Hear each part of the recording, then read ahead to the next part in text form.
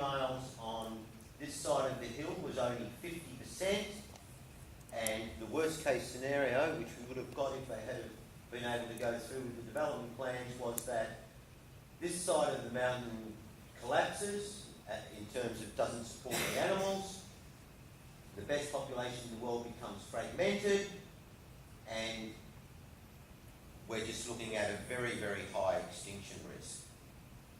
Right, so this is what we plan to do. Essentially box culverts, they're pretty passé, as we've heard.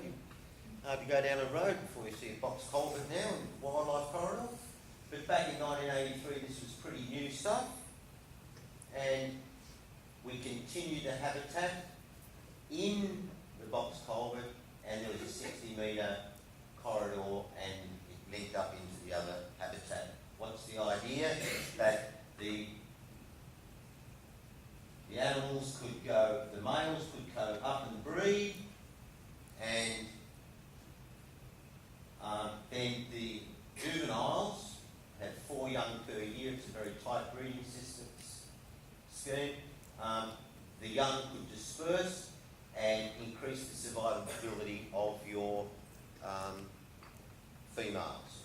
So we did have objectives in this program.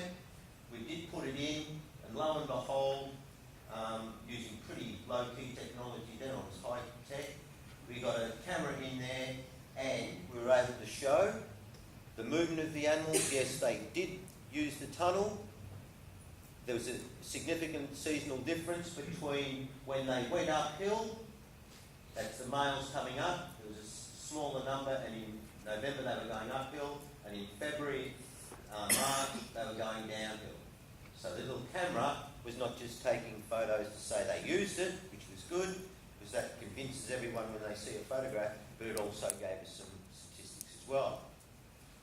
Alright, so essentially we reported on this 2 years after, and essentially showed that things had improved. Now, what I just wanted to illustrate today, how's it going? Was that just a flash in the pan? And at Hotham and elsewhere, a lot of other things happen. As is, we know a lot more about computer modelling. This is something that Rodney put together, and essentially looked at the computer modelled effect of the population and found that yes, the tunnel did have a mitigating effect. So, the computer model tells us that we've done some good, but we haven't reduced the effect at all. When we have a look at the age classes, we find out that essentially the west, which was our control in the national park, and the east have gone back to being more or less or very, very similar, and the same with the males. So in terms of our overall population structure, over a 23-year period, we seem to have been successful. So I never thought I'd be talking about this in 1985, so the work you're doing now does live on. Body weights, they're still not as good on the eastern slope as the western slope, but that's probably got a lot to do with the bovine moths. Fecundity, again, is about half an animal less per year. But the most important thing that I want to kind of build up to, I think, here, is that the population at site and its connectivity was able to survive.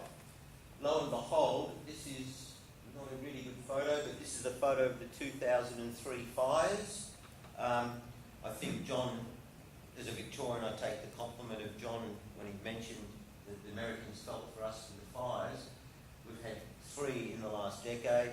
Combined, they're way ahead of any 1939 fire, anything we've had before, even each individual fire, probably.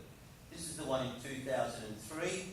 As ecologists, I'd say, hey, good fire, make things not too... It's not bad for the country.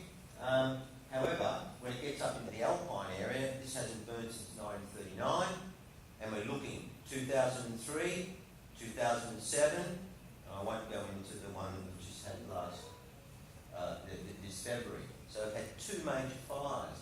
Now, here is the protected national park area where we've got the highest level of in the world, essentially the core area.